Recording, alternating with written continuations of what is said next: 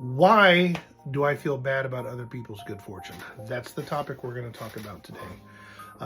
In one of the Facebook support groups I'm in, a mother was upset because her mother had cancer, got N.E.D, which is no evidence of disease, which that's the best you can be. You can never be cancer free.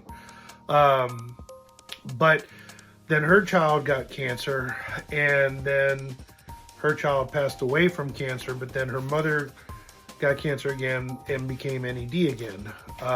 And so she feels like she's angry toward her mother, or she's not as happy for her mother because why did her mother get to live?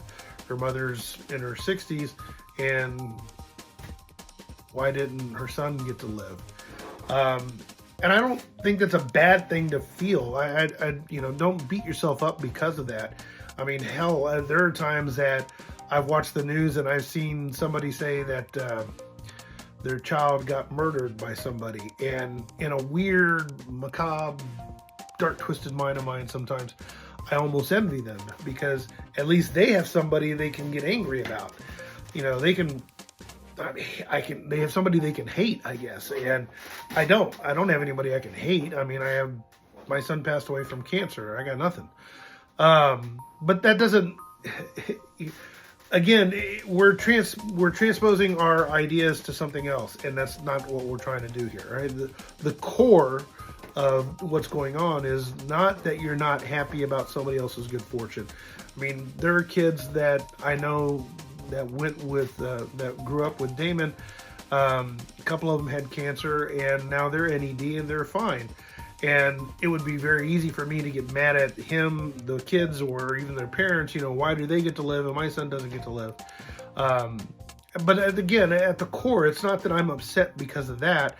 I'm upset because my son's not here, and you're upset because your son's not there. You're not mad at somebody else's good fortune. And sometimes I think we keep laying these bricks on top of our grief, and for no reason.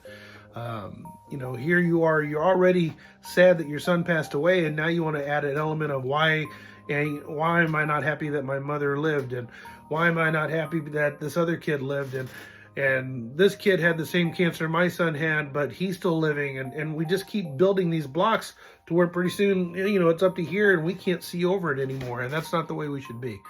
At the core, again, what it is we just are sad our child's not here, and that's okay. That's a good thing to do. That's a good thing to be.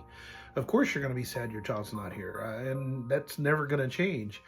But I think what we forget is that we can still live. And some people, I think, feel like if I get happy, then somehow I'm doing a disservice to my child if I'm happy. And that's not the way we should be either. You know, I think that it's perfectly okay to be happy even though your child passed away.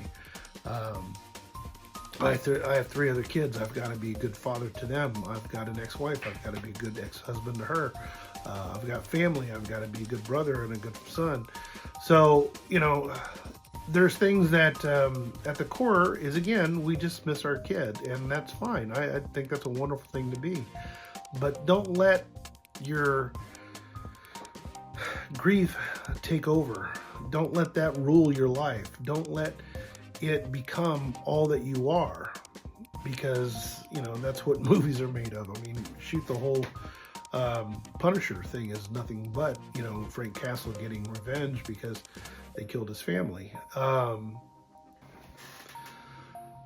don't feel bad that you feel sad about your son or your daughter or your child. Live your life. Be happy. Do things for them if you want. You know, go donate some blankets to the homeless in your son or daughter's name. Go do something. You don't have to start up a whole foundation and nonprofit. Just do something in their name to make you feel better. Because remember, like I always say, healing is not forgetting. It's remembering with love. We'll talk again soon.